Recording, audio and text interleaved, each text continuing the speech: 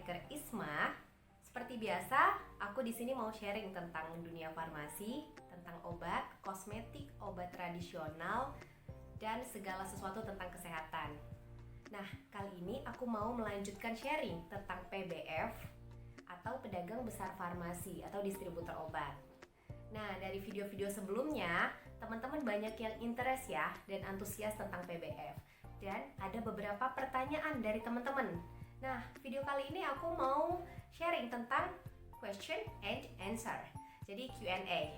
Di sini aku udah ngelis beberapa pertanyaan dari teman-teman semua dan aku bakal coba jawab satu per satu. Ini ada pertanyaan yang pertama. Kak, sistem aplikasi yang digunakan di PBF apa ya? Jadi, aplikasi yang digunakan di PBF itu beda-beda, tergantung dari PBF-nya atau tergantung dari perusahaannya teman-teman masing-masing ya. Kan PBF itu tuh ada yang PBF Subdis dan PBF Pusat, PBF Nasional. Aplikasi atau sistem informasi yang digunakan di PBF biasanya digunakan untuk mengcover pekerjaan yang ada di PBF. Mulai dari pencetakan faktur, pembukuan keuangan, sampai dengan kartu stok, jadi nggak manual.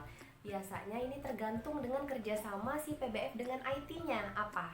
Itu untuk PBF lokal. Tapi ada yang lebih keren lagi. Misal nih, PBF Ensefal kan yang kita udah tahu udah gede banget ini. Biasanya kan menjual produk-produk kalbe. Itu udah punya aplikasi sendiri. Itu ada namanya Emos. Jadi teman-teman atau pelanggan kayak rumah sakit, klinik atau apotik bisa cuma dengan aplikasi Emos tinggal klik-klik terus tinggal nanti masuk terhubung ke aplikasinya si Ensefal. Jadi langsung tahu tuh orderannya apa aja. Nanti langsung bikin SP seperti biasanya memesan obat. Ketika pengiriman langsung menyerahkan SP aja. Jadi itu enak banget. Untuk aplikasi sendiri, setiap PBF kembali lagi itu beda-beda. Tergantung dari kebutuhan PBF-nya dan tergantung dari kerjasama dengan IT-nya gitu. Ya, lanjut ke pertanyaan yang kedua ya. Nah, di sini ada yang bertanya, apa aja pelaporan obat yang dilakukan di PBF? Dan pelaporannya dilakukan kemana aja? Nah, yang pertama yang paling penting dilaporkan ke oleh PBF adalah e-report. Laporan ini ditujukan untuk pelaporan ke Kementerian Kesehatan, Kemenkes. Nah, laporan ini ada dua, ada yang dilaporkan setiap 1 bulan sekali dan 3 bulan sekali. Untuk obat-obatan yang dilaporkan setiap 1 bulan sekali adalah obat-obatan yang mengandung prekursor, narkotika, dan psikotropika. Sedangkan obat-obatan yang dilaporkan setiap 3 bulan sekali adalah obat-obatan yang tidak mengandung narkotika, psikotropika, dan prekursor. Jadi ini adalah obatan yang dilaporkan triwulan, periode triwulan atau tiap 3 bulan sekali.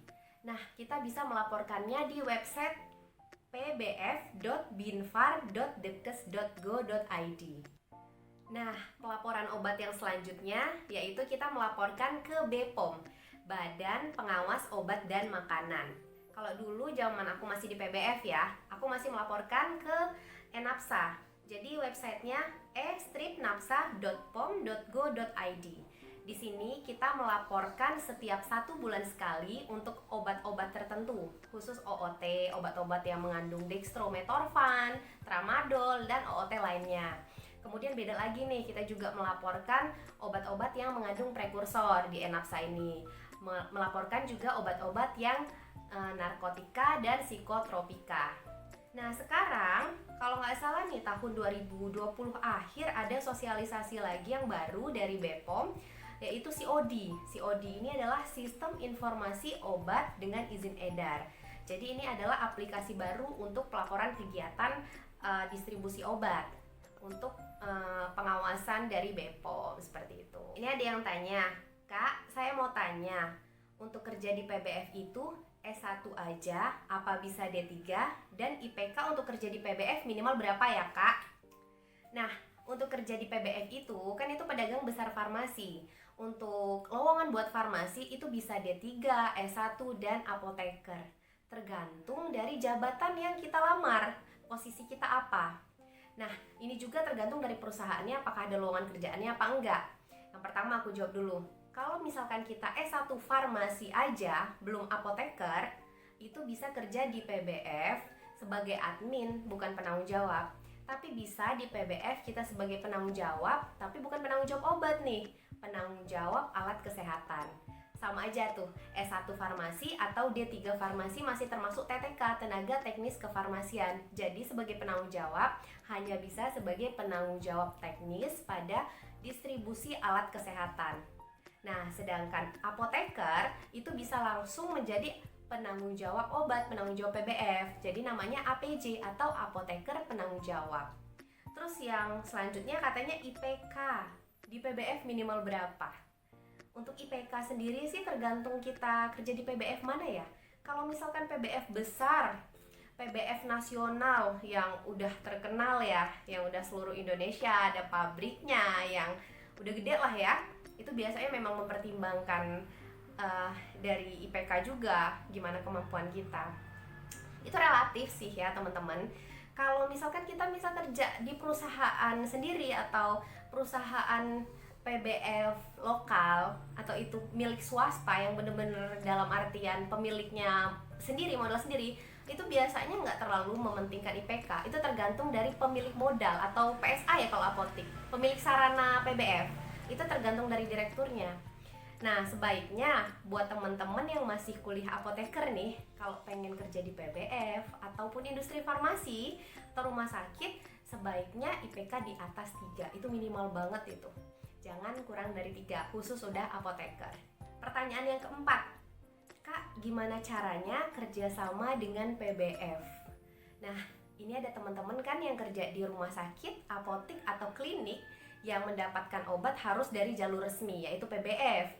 Nah, untuk kerjasama, sarana teman-teman itu bisa dengan mengisi spesimen pelanggan. Biasanya tiap PBF itu ada namanya formulir spesimen pelanggan. Di situ kita bisa mengisi tuh apoteker penanggung jawab dari sarana itu siapa, baik itu apotik, klinik, ataupun rumah sakit. Kemudian NPWP-nya apa, kemudian SIPA-nya harus dilampirkan, terus juga SIA untuk apotik atau izin operasional untuk klinik atau rumah sakit gitu. Kalau untuk apotik biasanya juga tetap ditanya nomor PSA-nya berapa, terus kontaknya atau NPWP-nya pakai punya siapa gitu. Untuk spesimen sendiri, isi dari spesimen itu tergantung dari kebijakan PBF masing-masing, perusahaan PBF-nya biasanya itu beda-beda. Yang paling penting sih buat kerjasama, kita harus sudah punya SIPA, punya apoteker penanggung jawab yang punya SIPA, dan ada izin operasional, ada NPWP, itu yang paling penting. Pertanyaan terakhir nih, ini penting banget nih pertanyaannya.